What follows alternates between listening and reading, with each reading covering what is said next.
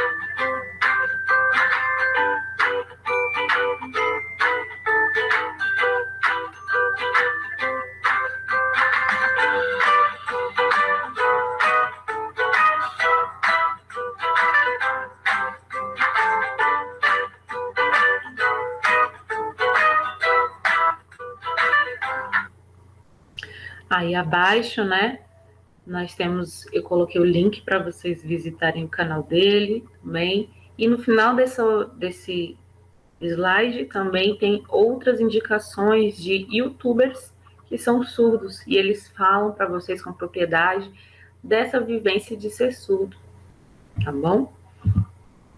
Vamos começar essa unidade quebrando mitos, tá? Para a gente poder prosseguir. Vamos quebrar alguns mitos que eu acredito que a maioria de vocês que já fizeram curso básico de Libras já está tudo superado.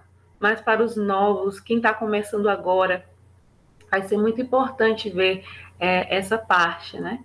E quebrar, nunca mais repetir tais coisas, tá bom? Primeiro, todos os surdos são mudos? O que vocês acham? Pessoal, óbvio que não, né? Nem todos os surdos são mudos. A porcentagem é de 98%, 3%, 3%, 2, alguma coisa por cento é que é mudo. A pessoa surda, em sua maioria, ela tem o seu aparelho fonador perfeito, funcionando perfeitamente. A pessoa surda só não fala porque não teve um treino de fala, né? E porque não escuta para repetir. Nós, ouvintes, falamos porque nós escutamos desde pequena as pessoas falando: oi, mamãe, fala papai, né? Na escolinha, vemos a professora e a gente acaba repetindo. Os surdos não têm esse exemplo de som para repetir, mas o aparelho fonador dele é perfeito. Os surdos conseguem gritar. Se eles fizerem treinamento com fonoaudiólogo, eles conseguem sim emitir palavras, tá bom? Então, surdos não são mudos. Então, chega de usar a expressão surdo-mudo. Não, totalmente errado, tá bom? Ou chamar os surdos de mudos apenas. Eles não são mudos, são surdos, é diferente, tá bom? Todos os surdos sabem a Libras? Essa é uma pergunta interessante, né? As pessoas acham que, por causa da pessoa ser surda, automaticamente ela já nasce sabendo usar a língua de sinais.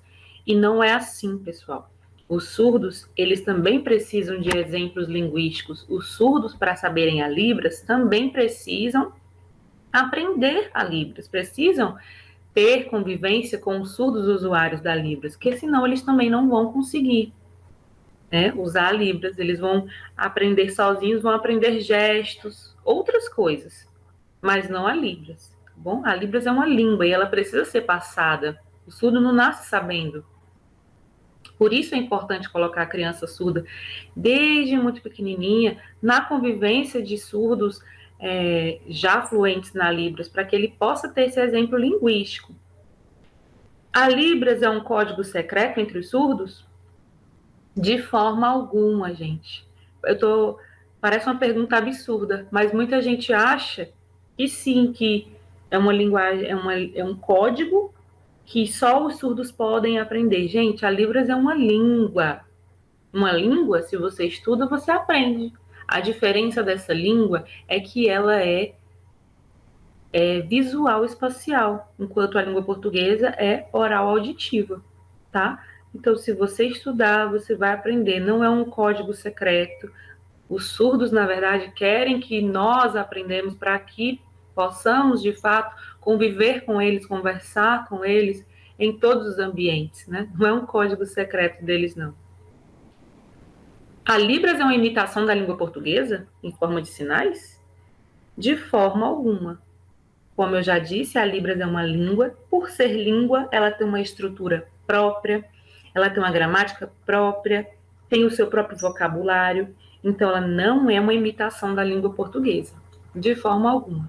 Lá na frente, no curso, nos outros módulos, quando vocês forem estudar a gramática da Libras, vocês vão ver quanta diferença tem da língua portuguesa, tá bom? A forma correta e não ofensiva de me referir a uma pessoa com surdez é? Qual é a forma correta, gente, de se referir a uma pessoa com surdez? É chamando ele de surdo, tá bom? Não de mudo, não de surdo-mudo, não de surdinho, não de mudinho, pelo amor de Deus. Não, gente. A forma correta e não ofensiva é surdo, apenas surdo, tá bom? Esse termo que antes era usado para menosprezar as pessoas com surdez, hoje é usado como forma de empoderamento da comunidade surda, tá bom? Então, os surdos não gostam de ser chamados de deficientes auditivos, Não. Tem a deficiência auditiva, existe deficiência auditiva de fato, que é quando a pessoa tem uma perda, uma pequena perda, né? E aí, essa perda ela é verificada nos exames, né? Quanto a pessoa está com a audição prejudicada. Mas o surdo que faz parte da comunidade surda, o surdo profundo, ele gosta de ser chamado de surdo. Essa é a forma mais respeitosa de lidar. Ok? Libras é uma linguagem, não tem regras, segue todas as normas da língua portuguesa. Não, né, gente? Isso aqui também é um mito, né? Ela não é uma linguagem. Ela é uma língua e ela tem regras próprias, tá bom? Não segue todas as normas da língua portuguesa de jeito nenhum. Lá na frente vocês vão estudar sobre isso. Surdos são incapazes de aprender tudo como uma pessoa ouvinte? De forma alguma. Surdos são totalmente capazes, têm o seu intelecto perfeito, eles são capazes de aprender qualquer coisa, eles podem exercer qualquer profissão que eles desejarem, tá bom? Uma pessoa surda é limitada de forma alguma, gente. De forma alguma. Se você oferecer, se a pessoa tiver a possibilidade de ter instrução desde pequena, estudar, aprender, ele não é limitado. Agora, qualquer pessoa, seja ela ouvinte ou surda, se você não dá oportunidade de educação, é óbvio que você vai atrapalhar o desenvolvimento dela, né? Não é porque a pessoa é surda que ela é limitada. A pessoa surda e ouvinte, se não receber educação, não consegue alcançar o que quer, não é isso? Então, as pessoas surdas não são limitadas de forma alguma, né? Nós já vemos aí dentro das universidades várias pessoas surdas aí, mestres, doutoras, eles não são limitados de forma alguma. Todos os surdos fazem leitura labial, outro mito, né? Nem todos os surdos fazem leitura labial, apenas os surdos que passaram por treinamento com fonoaudiólogo. Esses são os surdos chamados surdos oralizados. Somente eles conseguem fazer leitura labial. O surdo que não fez esse treinamento, ele não consegue, tá bom? A língua de sinais é universal, ou seja, todos os surdos do mundo conseguem entendê-la. Outro mito, pessoal. A língua de sinais, ela é diferente em cada país. Enquanto aqui no Brasil nós temos a língua brasileira de sinais, nos Estados Unidos tem a American Sign Language, na França tem a língua de sinais francesa, na Alemanha tem a língua de sinais alemã, na China tem a sua própria. Cada país, assim como as línguas orais, cada país tem a sua própria língua de sinais, com vocabulários diferentes, com gramática diferente, com execução diferente, tá bom? Então, não é uma língua universal, de jeito nenhum. E agora vamos começar aqui a conceituar os termos, né, dessa unidade. Antes da gente chegar à conclusão se surdez é diferença ou deficiência, vamos entender quem é o sujeito surdo? O sujeito surdo, de acordo com Felipe 2001, são aqueles que participam das comunidades, associações na sua própria cidade ou entre outras localidades, sendo fatores predominantes dessas comunidades surdas o uso da língua de sinais, os esportes e as interações sociais. As pessoas que se aceitam enquanto surdas e que buscam adaptar-se ao mundo ouvinte à sua maneira, sem abrir mão de construir conhecimento, de expressar suas opiniões, que querem estar ativas diante de questões simples ou mais complexas, como a participação política, fazem questão de assumir a sua identidade surda. Então, de acordo com o Felipe, esse é o sujeito surdo, aquela pessoa que se aceita com a sua própria língua, com a sua própria cultura, com a sua própria comunidade, interage através da língua de sinais, né? E buscam sempre o conhecimento e expressar suas opiniões, né? E querem estar ativas dentro da sociedade. Esse é o sujeito surdo. Surdez ou deficiência. Vamos entrar agora nesse debate, tá? Do ponto de vista clínico, O que difere surdez de deficiência auditiva é a profundidade da perda auditiva. As pessoas que têm perda profunda e não escutam nada são surdas. Já as que têm uma perda leve, moderada ou parte da audição são consideradas deficientes auditivas, tá bom? A pessoa, por exemplo, sofreu uma perfuração no ouvido, né? Ela era ouvinte, sofreu uma perfuração no ouvido direito. Ela perdeu a audição do ouvido direito. Essa pessoa é surda? Não, ela é deficiente auditiva.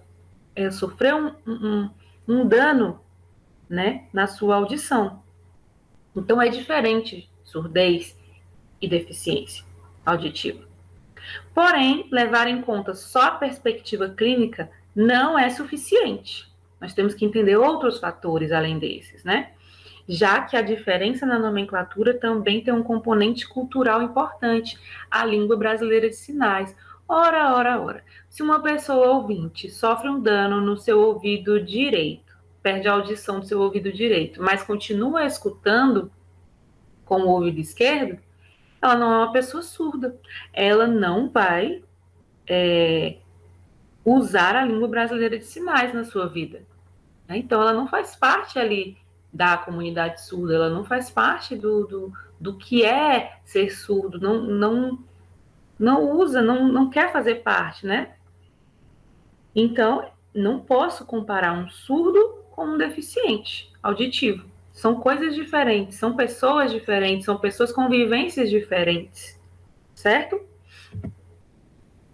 Para entender, gente, essa diferença de deficiência, surdez, se é uma diferença, se é uma deficiência, nós vamos ver aqui duas visões sobre a surdez, tá bom? Duas visões. A visão clínica e a visão socioantropológica, tá bom? Essas duas visões, gente, elas faziam uma análise acerca da surdez.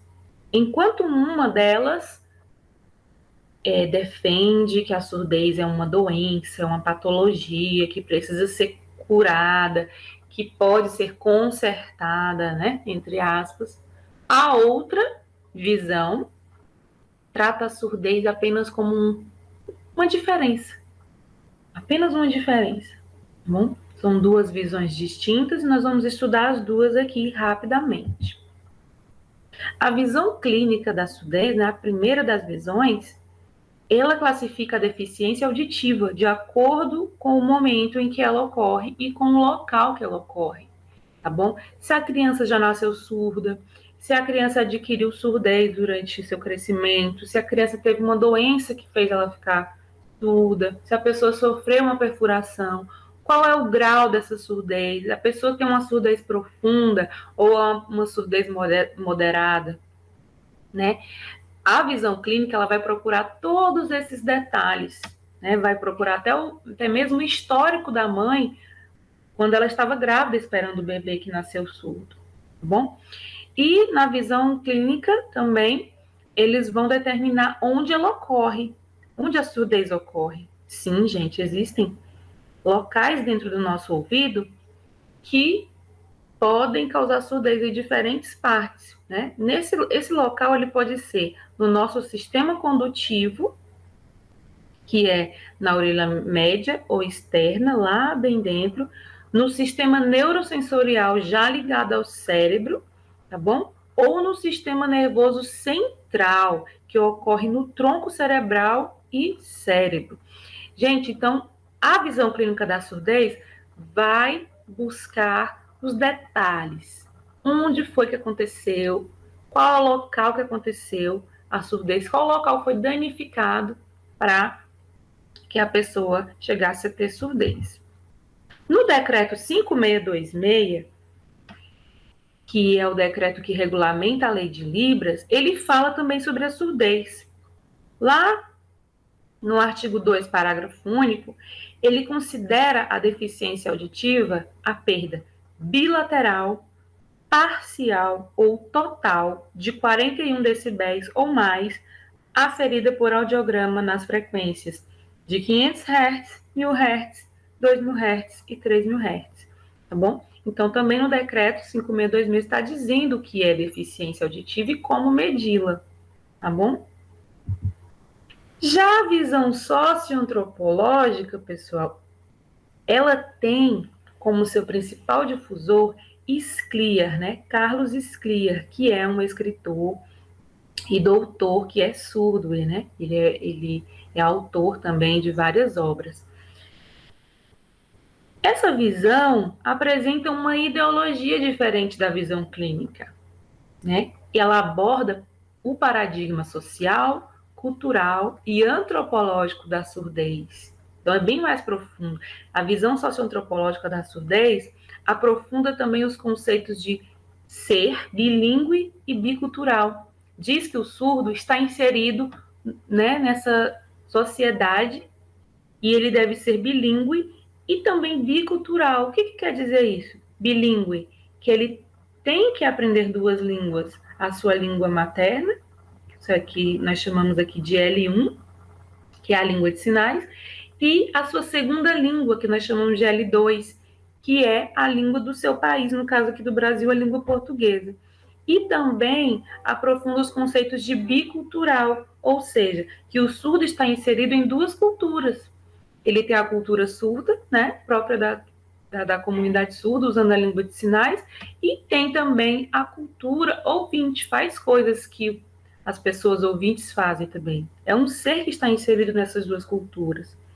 Partindo do acesso das duas línguas, esse sujeito se desenvolve inserido nessa rede bicultural, né, entre a cultura ouvinte e a cultura surda.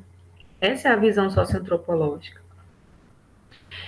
Nessa visão também, reconhece o surdo como um ser humano que não precisa ser testado periodicamente para que a sua surdez seja curada, mas que possui uma língua natural, reconhecida por lei, que tem traços característicos de sua língua e que constitui uma comunidade minoritária. A visão socioantropológica, gente, ela é bem profunda. Ela mostra que o surdo, ele não está querendo ser normalizado, entre aspas. O surdo, ele se aceita como ele quer usar a língua de sinais, ele quer conviver com os seus pares e conviver na sociedade com todos os seus direitos garantidos. Estudar, fazer faculdade, casar, ir para as festas, como qualquer pessoa, certo? Então, a visão socioantropológica diz que o surdo ele não quer estar sendo testado. Vamos procurar um jeito de você ouvir. Você sabe? Você conversou? Você sabe se o surdo quer ouvir? Você sabe se esse é o desejo da vida dele? Né? Então, a sociedade ouvinte quer impor isso ao surdo, mas nós estamos vendo o lado dos surdos? Será que eles querem? Né? De acordo com a literatura, de acordo com as experiências que nós temos até aqui, os surdos se aceitam e estão cada vez mais empoderados. E a luta deles agora é por mais direitos, né? E garantias, né, de uma vida digna como eles são, de acordo com a sua diferença, usando a sua língua. Vamos compreender rapidamente aqui alguns conceitos. Já disse para vocês, nós temos aí infográficos nessa unidade, né? Infográfico 1, infográfico 2, que mostram esses conceitos de forma bem detalhada, leiam, tá bom? Participem dos fóruns de discussão também. Cultura surda. A cultura surda é um conjunto de características que tornam uma pessoa parte da comunidade surda ou do povo surdo, permitida principalmente pelo uso da língua de sinais. Logo, a cultura surda é colocada em oposição à cultura do ouvinte, ou seja, o modo de ser e de se comunicar que é característico das pessoas que ouvem. Então, isso que é a cultura surda. São um conjunto de características, tá bom? E é marcada principalmente pelo uso da língua de sinais. O que é a comunidade surda? É o espaço de trocas simbólicas em que as línguas de sinais, a experiência visual, os artefatos surdos são partilhados entre os sujeitos surdos e ouvintes que congregam interesses comuns e projetos coletivos. E aqui eu trouxe várias imagens de de associações, símbolos de associações de surdos, né? Essa do estado de São Paulo, do estado de Minas Gerais. Aqui no Maranhão nós temos também a Associação de Surdos, lá em São Luís. E aqui nós temos aqui um grupo de ouvintes e surdos que são usuários da Libras, que fazem parte da comunidade surda.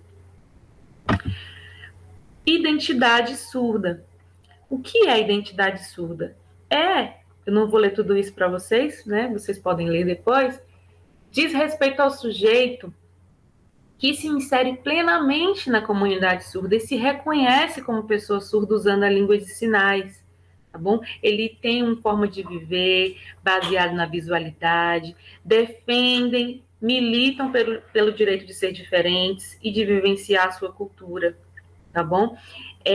A identidade surda é um posicionamento político diante da surdez, tá bom? Muito além do encontro de pessoas com a mesma característica biológica. Ser surdo é valorizar a sua diferença, a sua peculiaridade. Isso que é a identidade surda. Eu quero que vocês leiam o infográfico com as definições das diferentes identidades surdas de acordo com o Perlin, tá bom? Lá tem os vários tipos de identidade surda, tá certo? Então, pessoal, esse é o nosso vídeo, nossa aula da unidade 2. Lógico, como eu sempre falo para vocês, é um vídeo de 20 minutos e não dá para mostrar tudo aqui. É como se fosse um resumo para vocês poderem interagir um pouco mais comigo, que sou a professora de vocês. É importante que vocês leiam os materiais, os infográficos, os artigos, vejam os vídeos, né, para consulta e participem dos fóruns de debate, tá bom? Muito obrigada pela atenção de vocês e nós nos vemos na unidade 3, tá bom? Tchau!